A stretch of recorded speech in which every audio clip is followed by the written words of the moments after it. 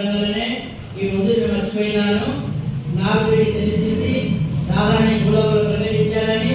కారణం మీరు తక్కువ గారు నారద దేవర్షి దేవతలకు స్థితివాచము నా అమ్మాయికి కళ్ళు తెచ్చలేదు, ఏదో మీరు దారి చూపించాలంటే వారే చెప్పారు కృష్ణ మహారాజుకి. మీ స్నేహితులు ఉన్నారా కదా యశోదానంద మహారాజా, వాళ్ళ దగ్గర ఆ కృష్ణుడు ఉన్నారు, వాళ్ళ నాన్న కొడుకు రాదని ఎవరు కూడా కన్ను తీసింది ఊళ్ళో అని మాట విని యశోదానంద మహారాజు గారికి పిలిచి చక్కటి రాధానికి అంతా కూడా ఆ ప్రకారంగా అందరూ కూడా దర్శన భాగ్యం అంతా కూడా అందరూ ప్రసాదించారు. సో మనం రాధారాణి యొక్క అనుగ్రహం పొందాలంటే కేవలం మనకు కావాలి రాధా సహచరి ఎవరన్నారంటే సాక్షాత్ లలితా సఖి. అంతేకాని రాధను అనుగ్రహం పొందారు ఎవరు? లలితా సఖి. ముందు ప్రకటించారు, తర్వాత రాధని ప్రకటించారు.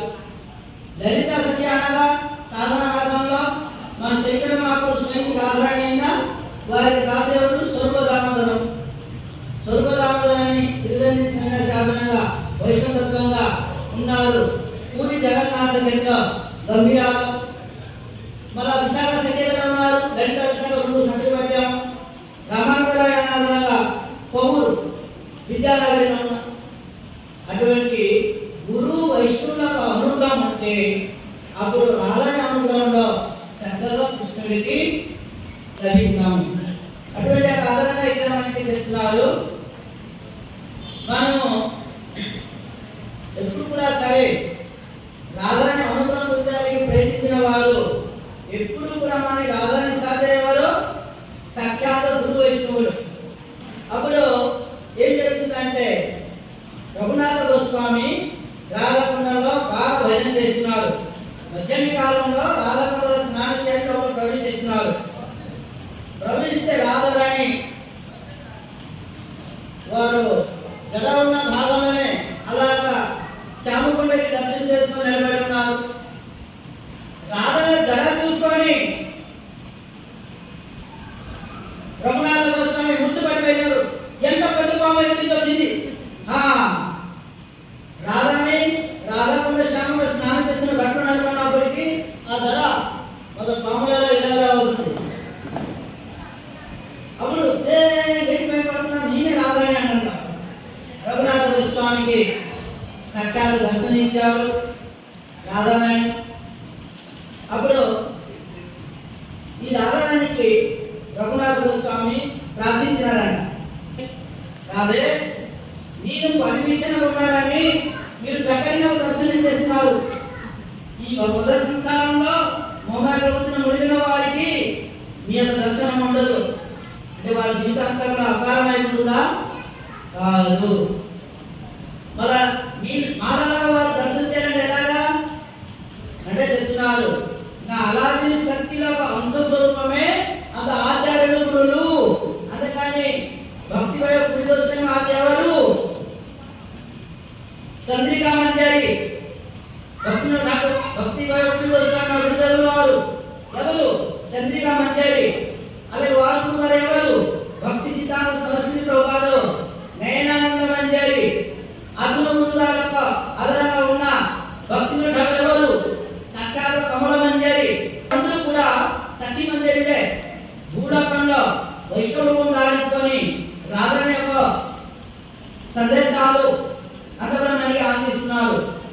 అందుకని ఇక్కడ రాధని చెప్పారు, ప్రతి వైష్ణవులు ప్రతి ఒక్క సన్యాసులు అందరూ అలాంటి శక్తులనే సంబంధించి వారు ఉన్నారు. రూపము మనిషి రూపంగా కనబడిన ప్రతి వైష్ణవులు గురువుల హృదయంలో నా అలాంటి శక్తి అంతగా నిలబడి ఉంది. ఎవరు గురు వైష్ణవుల ఆచార్యానికి సంబంధించుకొని భక్తి మార్గంలో సంతాలు ఎదురుగా వస్తారు, తప్పగా నాకు సాక్షాత్కారం చేస్తారు.